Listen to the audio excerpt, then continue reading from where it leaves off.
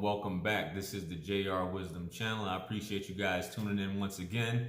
Today I'm going to be speaking on the Tekashi 6ix9ine situation along with his ex-girlfriend, Sara Molina.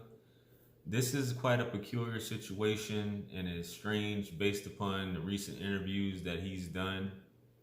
And it's just listening to it. I know for some people who've been through a similar situation, it's kind of hard to listen to as far as his behavior and what went on throughout this entire situation from point A, from his humble beginnings to where he's currently at now. And me just listening to it, I'm just listening to a man or a boy who basically rose to fame super fast. He was with a young lady since he was in his teens. They had a relationship, and once he got access to all these different things, I wouldn't say that he completely changed, but I think it made it worse. And based upon all of these factors combined is the reason why I'm calling him a hypocritical simp that has this certain psychosis, the way it's broken down. So to get right into it, if y'all don't know who 6ix9ine is, 6ix9ine is a popular rapper, former gangster of the 9 Trey Gangsters out of Brooklyn, out of New York City. It's a blood set. And he basically rose to prominence like 3 or 4 years ago. And basically is known for trolling every rapper or celebrities. And getting a name for him has, you know, a huge following. And he just was released from prison not too long ago. And he's well known for the term being titled the most famous snitch, so to speak, for ratting on his own, you know, crew members. And things have happened along the way. And like I said, he just did these couple interviews that kind of explain the reason why he did what he did. And a major part of the interview that he did was he was explaining this dysfunctional relationship that he had with his girlfriend, Sara Molina, at the time. But he was also doing his thing on the side. So I'm gonna jump into that and cover a few things that's alarming to me. But it's not uncommon for guys that's like him and guys who aren't in control of their emotions and are just, you know, hypocritical simps. He even called himself a simp in this interview, if you watch it. And I'll link it in the description so you guys can check it out if you want to check out. You know, there's 2 parts to it. So just a little background on it. I believe he's about 23 years old. He was with Sara Molina for about 7 years, I think, since they were teens. I think he's 23 now. I think they probably broke up 2 years ago. So he probably was like 14, 15 or something like that when they started. I believe he's 23, but I think they were together about 7 years from what he was saying. So basically, when he joined the 9 Trey Gangsters, he was already in a relationship with Sara Molina at the time. And you can tell, basically, and he says in an interview that he was raised by his mother. I think his father died early on, which he even said it himself had a huge effect on him. And I think that had an effect on how he was so quick to, you know, be abusive towards her physically in this matter, which you'll hear me talk about some of the things that he even said that he did. So along his rise to fame and money and whatnot, she was by his side as he talks about. But with more money, crew around him traveling, you know, infidelity comes into play. He has access to all this money, access to all these women. So he was along the mindset, like some men are, I can do it, but you can't. I can cheat on you, I can be with other women, but you can't be with other guys. And I've spoke about this in other videos as well, that you got guys like that you can dish it, but you can't take it, and it's just expected at the end of the day. And basically it hurts. The way he explains it is that it hurt his pride to know that she was doing this, and not only doing this, she was doing this with one of his closest friends, who he called, you know, quote unquote, his brother. that she would actually do this with, and he would ask her and she would deny it. So the funny thing about it, because it reveals some possessive and controlling qualities and him being uncentered, how, along the path of him being under investigation, he gets an inkling, or how he starts to believe that she's cheating on him with his good friend or his partner, Shadi, is because the internet told him. He says this himself in the interview, which I find to be very weird.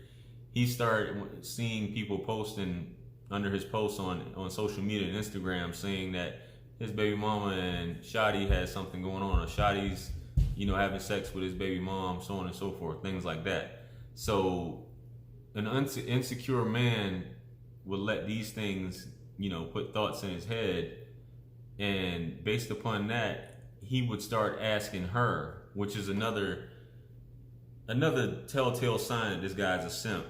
And a real man wouldn't do that, even if he did feel that way. He would ask his friend as well. He wouldn't just ask the woman, he would ask his friend. And you would say, if you felt a certain type of way, a lot of these other things where this friend was coming over to your house when you're not around, being around your baby mama, which you, I guess, somehow allowed it until you started hearing these things. Then you felt that he didn't need to be around. So you hear him tell a few stories about how he would, as he's getting more and more, quote unquote, aware of the situation, or starting to feel that something's going on, he'll call her periodically to check to see what she's doing. And she would always be home alone, and they had a child together, and the child was never there with her. And he would also call Shadi, and Shadi wouldn't pick up the phone around the same time. So he would say, well, something's got to be going on here, because she's home alone. I can't get in contact with Shadi. Where is Shadi at? And Shadi will always call hours later.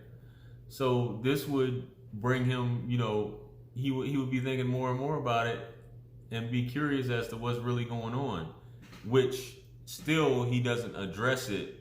He doesn't have any concrete proof other than his mind playing tricks on him at the time.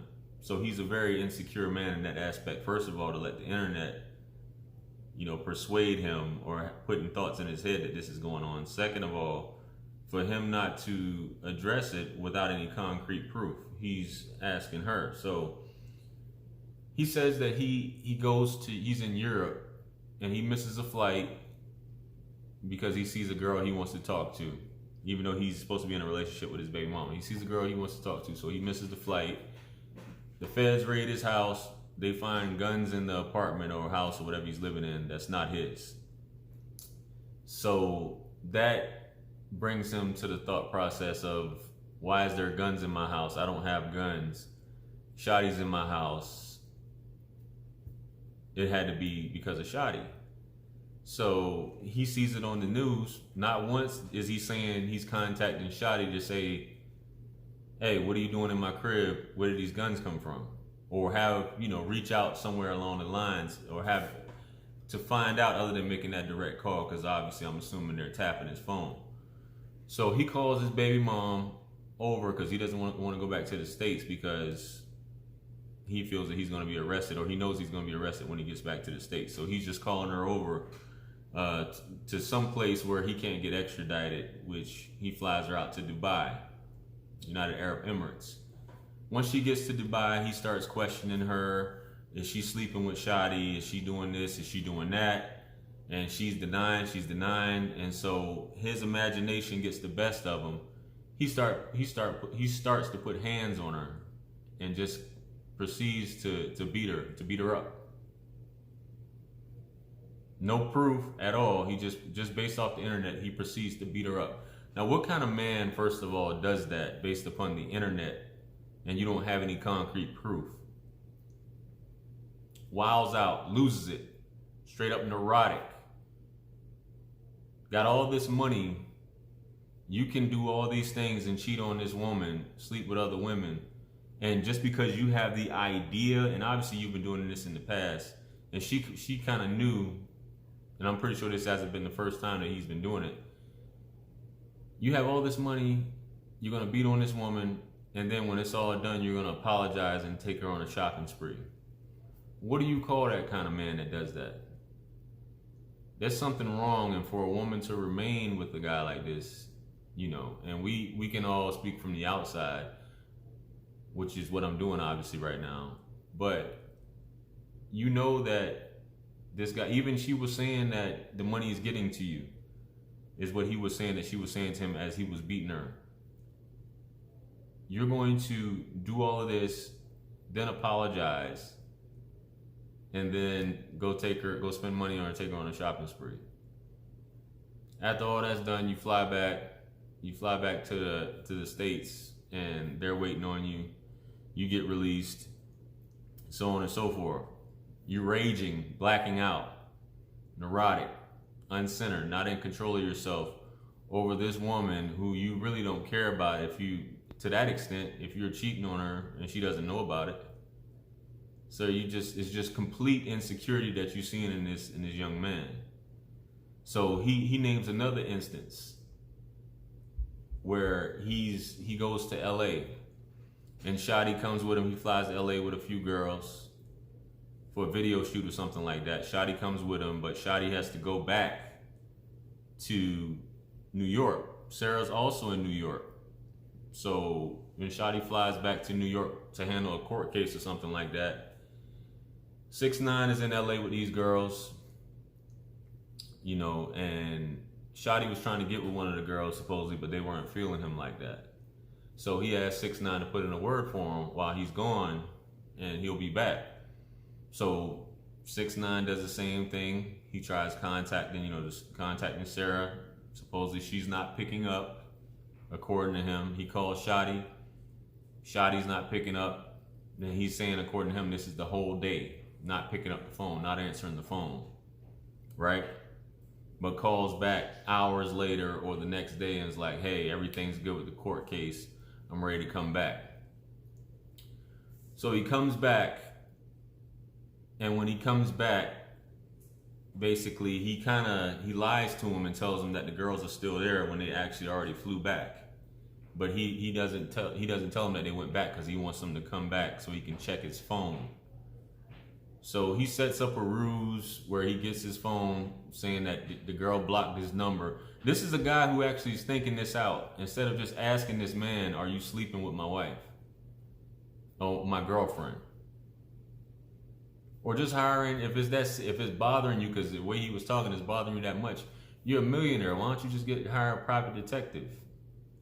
Or pay somebody to watch her. So anyway, he gets Shotty. Shotty comes back to LA. He gets his phone, looks through his phone as he sets up this ruse that like he's calling the girls. And he looks through the phone and he sees, according to him, text messages between his baby mama Sarah and Shotty. That's supposed to implicate that they're sleeping with each other. So during this time, he looks at the messages, closes everything out, gives the guy back the phone, still doesn't confront him. You're a gangster. You still don't confront this guy as a man, and you guys all go back to New York. But you'll check a woman and you'll put hands on her and beat her down about another man, but you won't check the guy who according to you have proof at this time that they're sleeping together. So you'll confront the woman with violence, but you'll be a coward with the man. But you're a gangster at the end of the day. So whenever this type of guy, this type of man, when he doesn't get what he wants, he throws a tantrum. And he resorts to violence, but he resorts to violence with women. So that's a coward to me. So anyway, he says time goes by. This is right before he gets completely, is borderline about to tell everything. And the feds are wiretapping his phone lines and everything. So he's already ready. He said he's been communicating with the feds in terms of basically shutting down 9 Trade, getting a lot of his guys indicted, a part of his crew. And the feds come to him and give him evidence or whatever, tells him that Shadi is sleeping with Sarah. I don't know if they just told him verbally or they just said we wiretapped it or they let him hear something, but they give him this information and maybe he might have asked them and maybe they just say, hey, if we tell this guy this will be a cherry on top to get him to just cave in and just tell.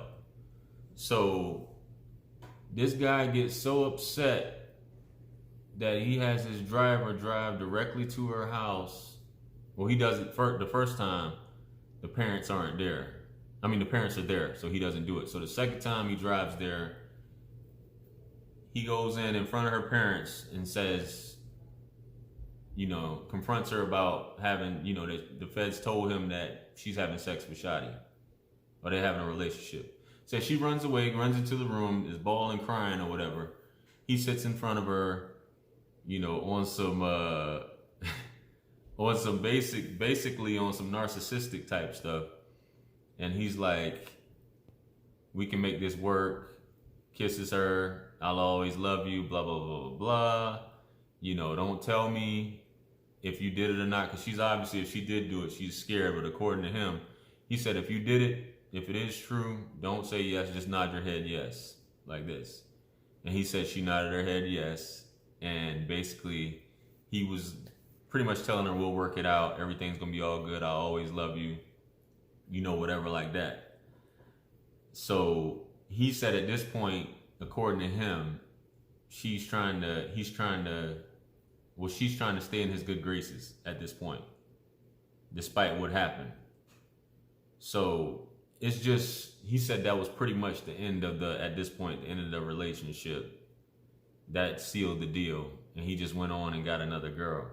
But the thing about it is, you listen to what he says. He's getting all this evidence, and he's like, he still didn't want to believe it.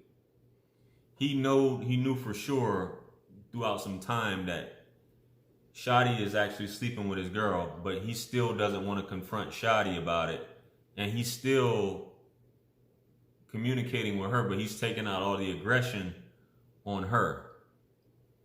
On some real simp stuff. You know what I mean? It's crazy to me.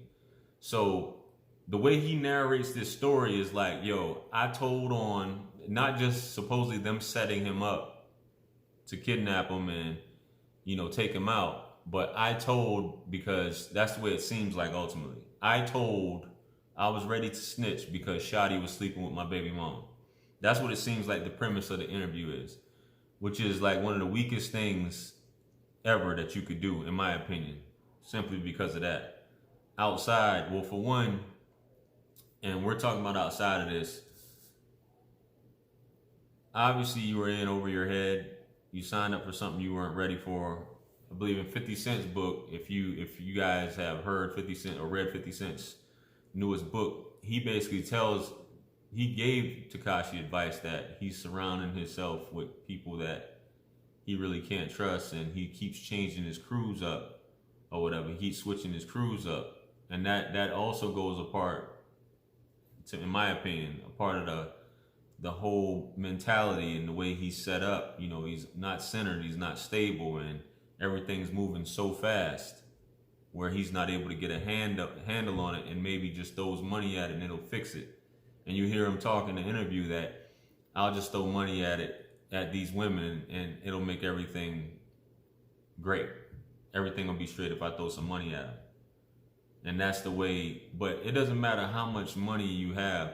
You can be a high value man in that aspect, that you have money and resources and ability to do certain things. But mentally, you still aren't in control of your emotions. You're still a simp in that matter. You're a hypocrite for you doing some things and then you want to beat on a woman because she may or may not be doing the same thing. So we see this a lot, and it doesn't matter. Money really doesn't matter, but you see this with a lot of guys, and I don't want to directly correlate because there are men who didn't have both parents. There are some men who were raised by just a mother, but you have certain concepts, certain things that happen to people in life, and they just aren't in control of their emotions, and they just snap and go neurotic and black out like this guy did. And you know, it's an accountability thing, which the interviewer basically said to him as well. I feel like you have an accountability issue, or being self-accountable in terms of things. So that's my thoughts on the Tekashi 6ix9ine situation. Let me know your thoughts on it. I just feel, just listening to this, it's just listening to him, it's just like kind of like the same thing over and over, certain characteristics. And regardless of how much money you have, it doesn't change the behavior for some reason. It doesn't make you that type of guy that basically knows about women or knows how to talk to women, or basically just knows how to conduct yourself as a man and to be in control, you know. So money doesn't equate to being solid or centered. This guy, you can still be neurotic. You can be a broke man and be neurotic. But I think the source of being a man is being centered and in control of your emotions. If you're in control of your emotions, you pretty much are in control of how things play out in your life and how you're able to affect other people as well. So just a dysfunctional one altogether. Those are my thoughts on the hypocritical simp psychosis. So with that being said, once again, let me know your thoughts below. Comment, feel free. And make sure you guys, if you like the video, like, share, comment, subscribe, all those things like that. Feel free to check out these videos here that are about to pop up. And remember, anything lost can be found again except for time wasted. Peace be upon you and the mercy and blessings of the Almighty. And I'll catch you guys on the next video. I'm out of here. Peace.